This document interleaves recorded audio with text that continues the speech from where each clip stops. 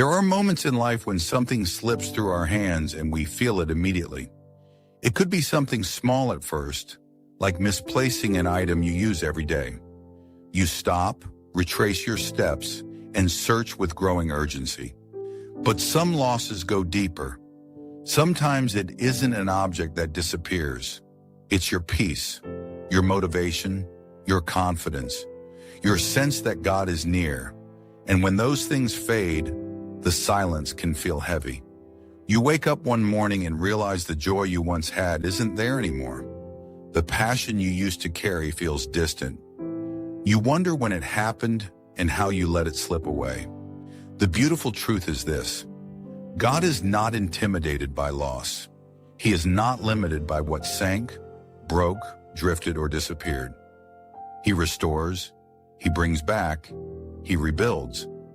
And sometimes He restores things in ways that surprise you.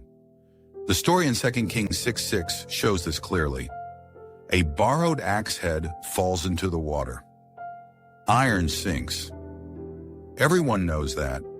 Once it disappears into deep water, it should be gone. But when the man of God throws a stick into that place, the iron rises. What should have stayed hidden comes back to the surface. That moment tells us something powerful. When God steps in, even the weight of loss cannot keep something down. Maybe you've lost your direction. Maybe you used to feel strong in your faith, but now your prayers feel quiet. Maybe you once believed boldly, but disappointment slowly drained your confidence. Or maybe life simply wore you down. Responsibilities piled up, stress took over, and little by little, something inside you sank. You didn't plan it, you didn't want it. But now you're standing there looking at the water, wondering if you'll ever get it back. The young prophet in that story cried out the moment he lost the axe head. He didn't pretend everything was fine. He didn't hide his mistake. He admitted it. That honesty opened the door for the miracle. And sometimes that's where restoration begins. With honesty. Telling God, I don't feel the same anymore. I lost my peace. I lost my hope. I lost my focus. God already knows, but when you bring it to Him, something shifts. You stop pretending and healing begins. There's another powerful example in Scripture that reminds us of this. In the book of the 2 Kings, there was a Shunammite woman whose son died unexpectedly. Her world collapsed in a moment. The promise she had received seemed gone. But she didn't surrender to despair. She went straight to the prophet and refused to leave without help. Her persistence wasn't loud, but it was firm, and God restored the child's life. What looked final was not final. What seemed lost was returned. That story whispers hope to anyone who feels like something precious has slipped away. God still restores what looks impossible. Sometimes the loss isn't dramatic. It happens slowly. You stop praying like you used to. You stop reading the Word with excitement. You stop expecting God to move. And over time, your spiritual life feels quiet and distant. But that doesn't mean it's gone forever. In Revelation, Jesus speaks to a church that had lost its first love. He didn't condemn them. He invited them to return. He reminded them that what they once had could be restored.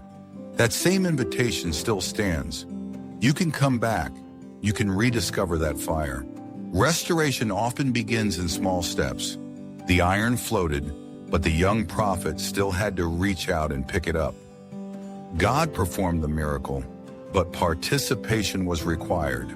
The same is true for us. God may stir your heart again, but you have to respond.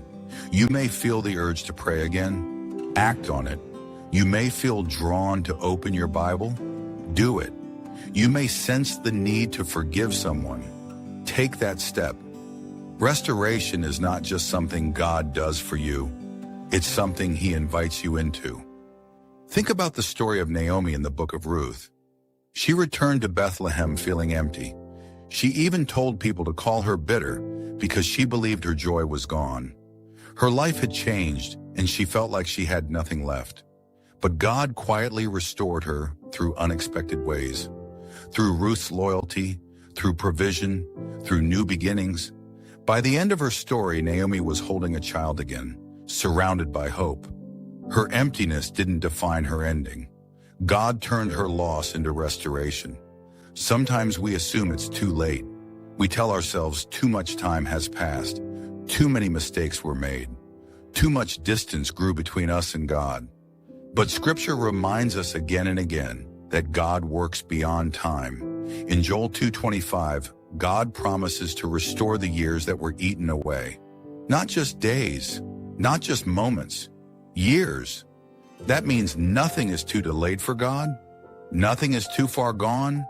Nothing is beyond His ability to rebuild.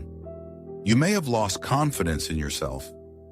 Maybe you once believed you could do great things, but failure shook you. You stepped back. You became cautious.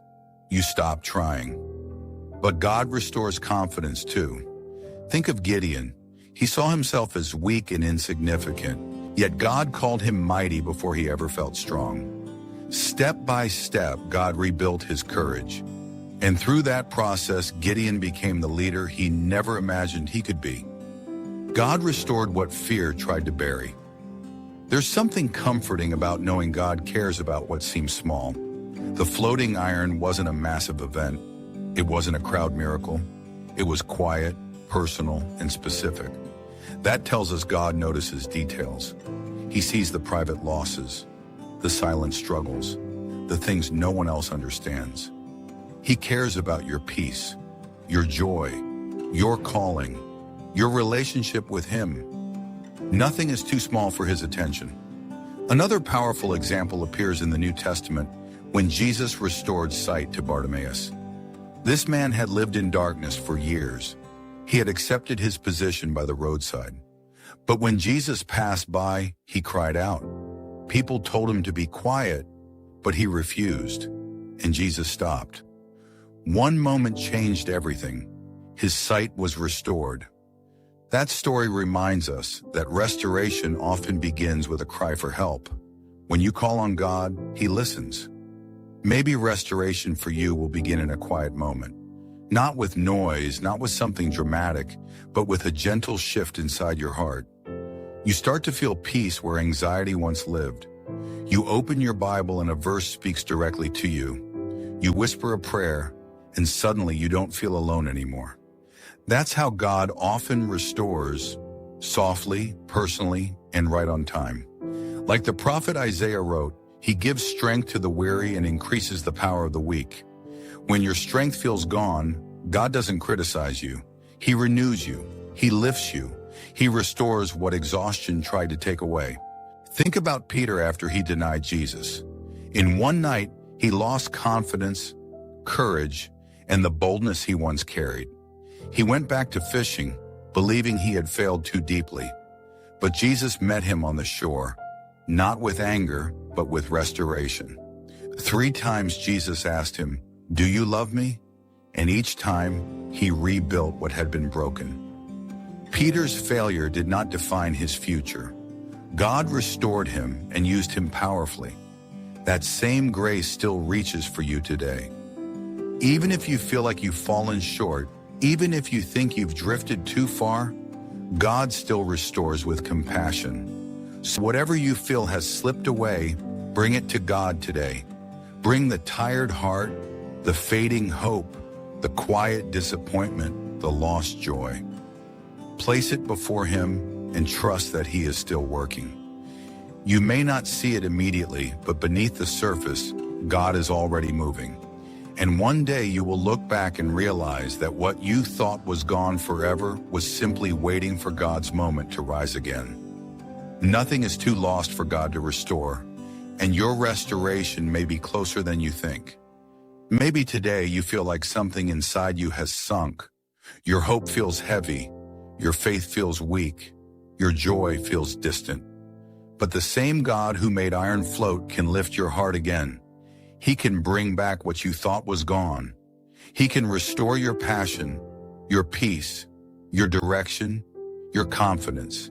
He can breathe life into what feels silent. Sometimes restoration comes suddenly. Other times it comes gently. A little peace returns, a little strength comes back, a small moment of joy appears, and before you know it, what you thought was lost begins to live again. That's how God often works, quietly, faithfully, patiently. You don't need perfect words today. You don't need a perfect plan. Just be honest with God. Tell him what you've lost. Show him the place where it fell. And when he stirs your heart, reach out and take hold again. Pick up the faith. Pick up the joy. Pick up the hope. Because nothing is too lost for God to restore. Not your calling, not your peace, not your joy, not your relationship with him. What sank can rise. What faded can return. What broke can be rebuilt. And the same God who lifted iron from the water is still working in lives today. So hold on to this truth. Your story is not finished. Your loss is not permanent. Your hope is not gone. God is still restoring. And even now, he may be preparing to bring back something you thought you would never see again. God bless you.